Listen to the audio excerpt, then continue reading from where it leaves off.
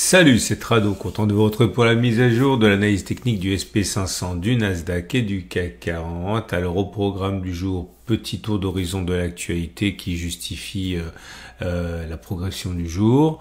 Également, j'aimerais répondre à un message, c'est pas le premier que je reçois et franchement il faut que je me fende d'une explication.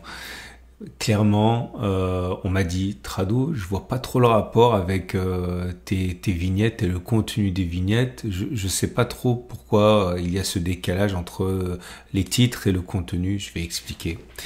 Et puis, je vais également revenir sur une remarque qui m'a été faite sur ma précédente vidéo également par rapport aux divergences. Alors, je sais que j'en ai déjà parlé il y a quelques mois, mais il y a toujours des nouveaux. Il faut aussi tenir compte de ça. Donc, je vais expliquer pourquoi les divergences sur indicateur font partie des grands mythes, qu'il faut absolument connaître pour mieux en fait ne pas s'en préoccuper.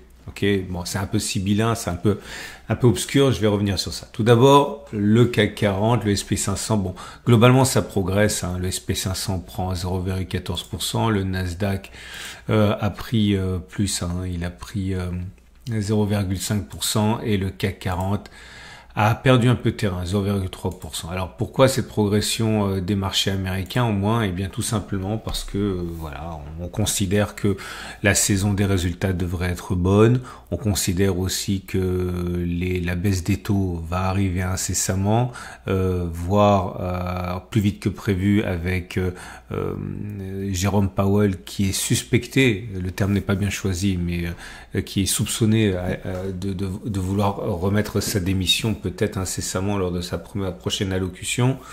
Bref, beaucoup de bruit par rapport à ça.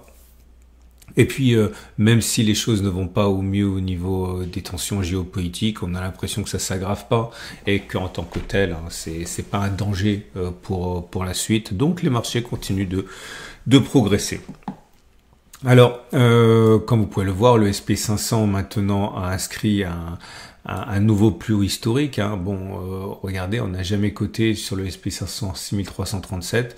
Bon, on n'a pas réussi à tenir ces niveaux, mais on clôture quand même sur un record historique. On n'a jamais clôturé plus haut que 6305. La physionomie de la bougie du jour n'est pas bonne, hein, puisque vous voyez, il faut considérer qu'une bougie, c'est un petit peu un champ de bataille psychologique. Hein. Lorsque vous avez cette bougie-là, comme ça, vous voyez qu'on a connu une forte attaque baissière et qu'on a clôturé beaucoup plus haut. Il y a une chasse aux bonnes affaires. Déjà, je vais expliquer, on avait testé ça, hein, que l'objectif, c'était de prendre la distance entre la clôture et les plus bas. 0,98 et reporter ça vers le haut, 1,16, vous voyez, l'objectif a été rallié. En fait, c'est l'inverse lorsque la mèche est en haut. Ça veut dire qu'on est allé haut, mais que finalement on n'a pas tenu les plus hauts, il y a eu une débandade, on a clôturé beaucoup plus bas que les plus hauts, d'ailleurs on clôture quasiment sur les plus bas du jour. C'est la même chose, hein, c'est un pin bar mais baissier et pas un pin bar haussier, et l'objectif normalement c'est de prendre la distance au plus haut, mettre un socle de protection à 0,5% et de viser 0,5. Voilà. Bon, ça c'est la théorie. Hein. Maintenant vous savez, hein, lorsqu'on est en tendance haussière, j'ai un peu de mal à spéculer à la baisse. Enfin, je peux le faire, mais pas avec les outils que je partage avec vous. C'est des outils qui sont un petit peu plus techniques. Mais en tant que tel, comme ça, c'est un petit peu, on va dire, dangereux, j'ai envie de dire, de se mettre contre la marée tout en sachant qu'il y a des achats continus, puisque la tendance est la haussière. Bon, pas trop fan, mais c'est jouable, hein, c'est jouable. Et j'ai reçu donc un message sur ma dernière vidéo me disant Trado, il y a des divergences baissières partout là, qu'est-ce qu'on fait? Et regardez, effectivement, hein, on peut pas le nier, hein. Le RSI inscrit une divergence baissière. Alors, qu'est-ce que ça veut dire une divergence baissière? Ça veut dire que les cours en clôture, hein, et il faut regarder les cours en clôture, inscrivent des plus hauts entre ici et ici. Vous voyez, entre là et là, il y a bien des clôtures de plus en plus haut, mais, lorsque l'on regarde sur les mêmes laps de temps les clôtures de l'indicateur technique, on n'est pas sur des plus hauts. Ça, c'est ce qu'on appelle une divergence baissière standard. Et ça annonce une sorte, enfin, ça montre un essoufflement et ça annonce une baisse. Ça, c'est la vulgate. Ça, c'est ce qu'on dit généralement. C'est vrai que quand on regarde historiquement ce qui s'est passé, les plus grandes catastrophes ont débuté avec des divergences baissières. Je vous montre quelques exemples. Si on prend la baisse, l'énorme baisse de février, alors attendez, c'était pas une énorme baisse, mais enfin bon, c'était la baisse, on va appeler ça la baisse Trump, il y a bien eu une divergence baissière, les cours ont commis des plus hauts. Par contre, l'indicateur, le RSI, on peut le faire sur le RSI, sur ce qu'on veut, hein. Mais il faut simplement savoir les maîtriser. Et sur le RSI, on n'avait pas fait de plus haut et derrière, boum, c'est la baisse. Je vous montre les plus célèbres. Qu'est-ce que je pourrais vous montrer? Je peux vous montrer Covid aussi. Voilà. J'espère que je vous raconte pas des bêtises parce que j'ai pas vérifié, mais je pense que Covid aussi, c'est une divergence baissière. Alors attendez, j'en ai une sous les yeux, donc je peux vous en parler aussi, puisque voilà, des plus hauts qui ont été commis sur les cours, mais en même temps pas sur l'indicateur. Bon, je pourrais facilement vous trouver plein d'exemples, hein. Vous voyez, 2020, voilà, Covid. Toujours pareil, vous avez ici des plus hauts sur les cours, mais pas sur l'indicateur, et derrière, bah ouais, ça a donné ça. Ok. Bon, le problème, non, c'était pas le bon en fait. C'était bon. De toute façon, ils sont tous pareils. Regardez là. Voilà. Et le problème, il est pas là. Le problème, c'est que voilà, pour prendre une analogie qui vaut ce qu'elle vaut, hein, quand vous faites mordre par un chien, c'est très souvent une race de chien dangereuse. Mais c'est pas pour ça que si vous avez un chien dangereux, réputé dangereux, il va vous mordre. Ok, il y a une sorte d'asymétrie. Ce que je suis en train de vous dire, c'est qu'il y a une réputation négative sur les divergences baissières qui va bien au-delà de sa dangerosité réelle. C'est-à-dire que la plupart du temps, les divergences baissières n'entraînent pas des baisses. Même si la plupart des grandes baisses commencent avec des divergences baissières. Pourquoi ça? Parce que tout simplement, ça peut être invalidé. Je vous montre quelques exemples. Ok, et ça, j'aimerais vraiment que vous compreniez ça parce que ça vous évitera de sortir prématurément ou de spéculer à la baisse prématurément. Là, je vais vous montrer des exemples de divergences baissières qui ont été invalidées. Vous allez tout de suite comprendre. Regardez ici. Entre ce moment-là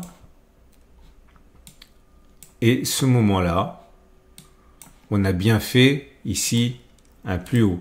Et à ce moment-là, les cours et les indicateurs avaient une évolution qui était différente puisque à ce moment-là, si je cale dessus, vous voyez, on était en divergence baissière sur le RSI. Mais la hausse a été telle qu'au bout d'un moment, on a réussi à pousser les cours vers le haut, comme pour l'indicateur, et si bien que la divergence baissière a complètement disparu, elle n'existait plus. En fait, il y a très souvent ce qu'on appelle un biais du survivant, c'est-à-dire qu'on va voir les divergences baissières qui ont entraîné des baisses, mais on va pas, parce que par définition elles ont disparu, on va pas voir les divergences baissières qui n'ont pas fonctionné parce qu'elles ont été requalifiées en non-divergence. Et ça, vous allez pouvoir en avoir plein des comme ça. Regardez là, sur cette séquence rouge là, je vais caler. Voilà, à ce moment-là, on est bien d'accord ici, alors entre ce moment et ce moment-là, on avait bien un plus haut sur les cours. C'est les clôtures qui comptent, hein, j'ai bien dit.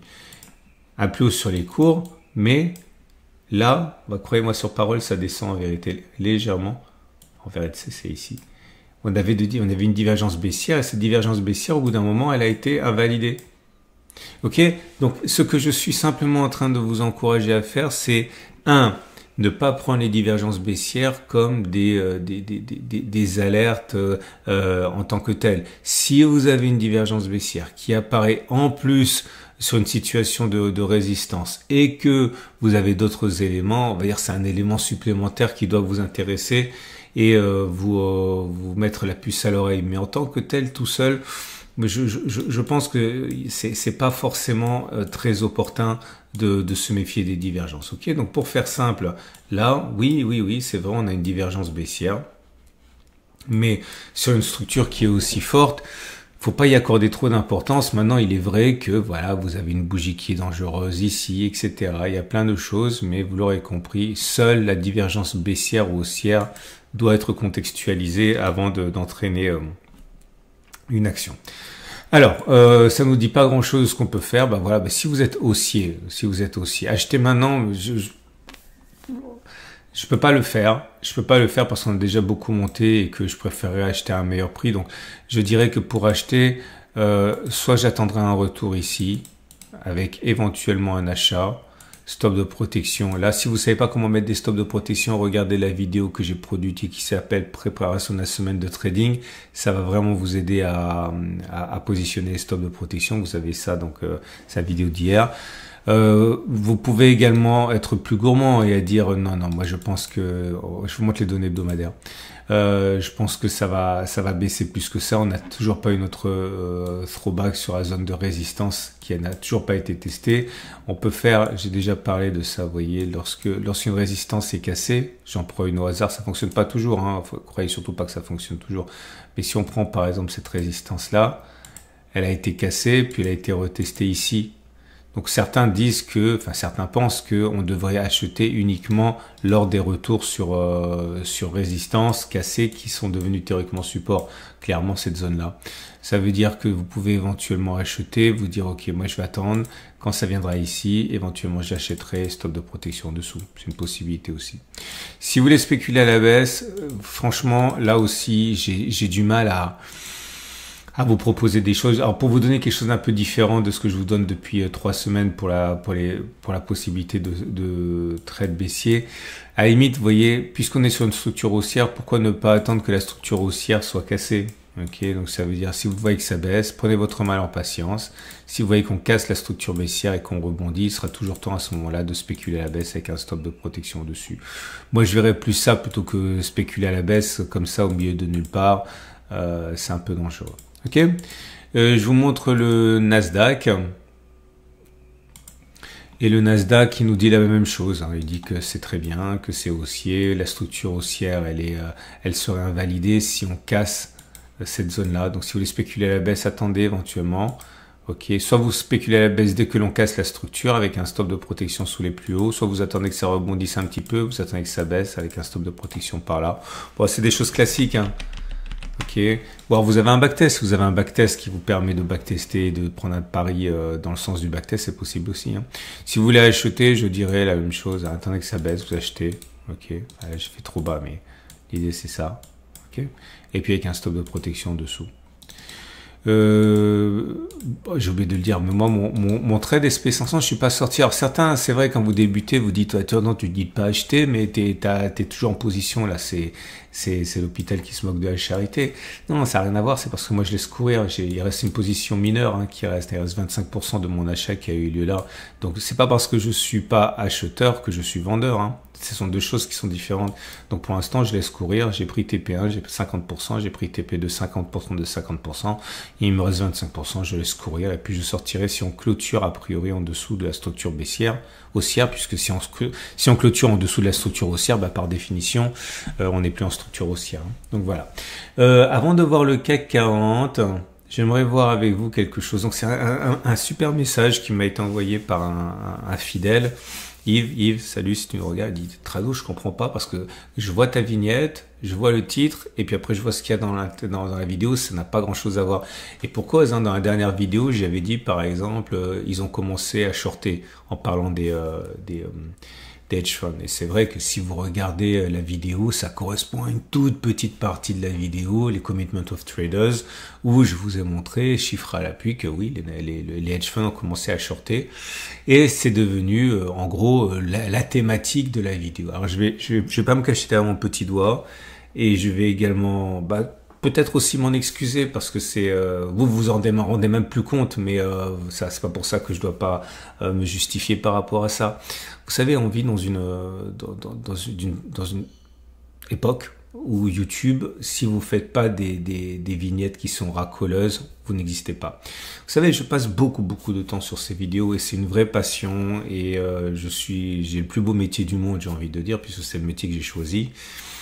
Mais bon, tant qu'à faire, je préfère que ce soit vu par beaucoup de monde plutôt que par 3 personnes, y compris maman, papa, quoi. Donc, il est vrai que je me suis rendu compte, parce qu'on me l'a dit, que j'avais peu de visiteurs. Alors, peut-être que pour vous, c'est beaucoup de visiteurs, mais pour le milieu, c'est pas énorme, hein, compte tenu du fait que je suis là depuis plus de 15 ans, que j'ai fait 6000 vidéos, je n'ai ok,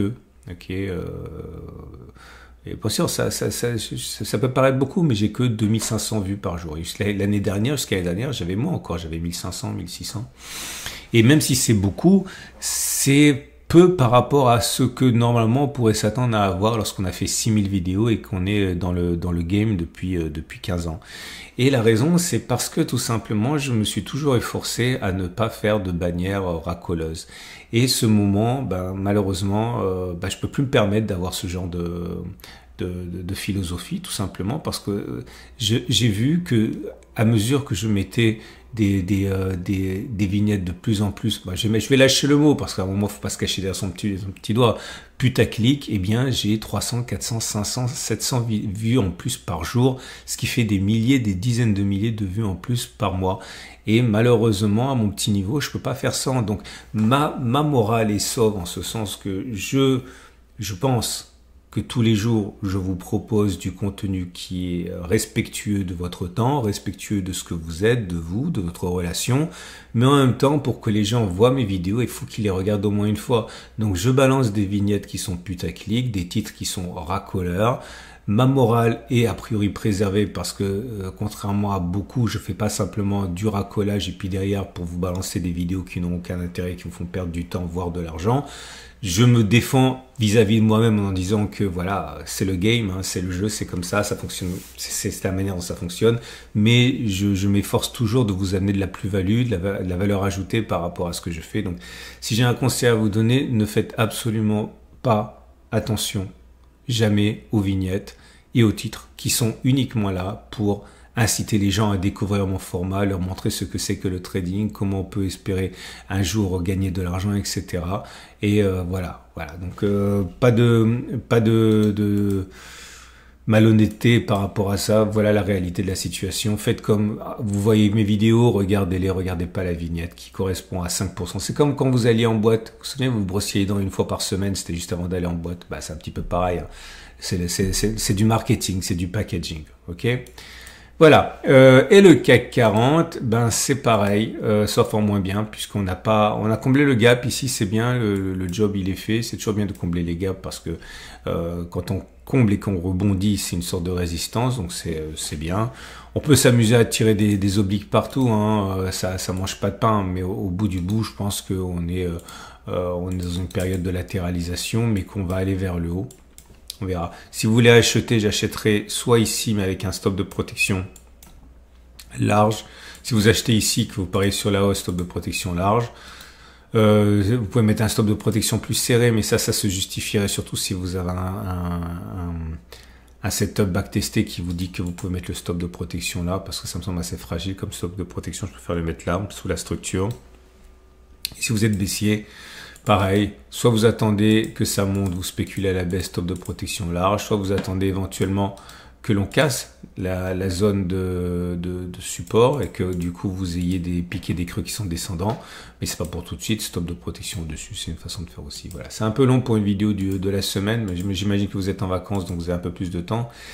On m'a reposé la question, non, je prends pas de vacances, je continue à publier pendant que vous êtes en vacances, donc reposez-vous pour vous et pour moi. C'est une excellente journée et pensez à liker, ça me fait toujours plaisir et puis ça fait partie des choses justement qui m'apportent de la visibilité parce que plus c'est liké, plus c'est proposé par l'algorithme et vous avez plein de vidéos qui vous attendent sur l'or, sur les cryptos. Crypto ça décolle mais c'est record historique sur record historique, donc vous voulez peut-être commencer à jeter un œil. À demain pour la mise à jour.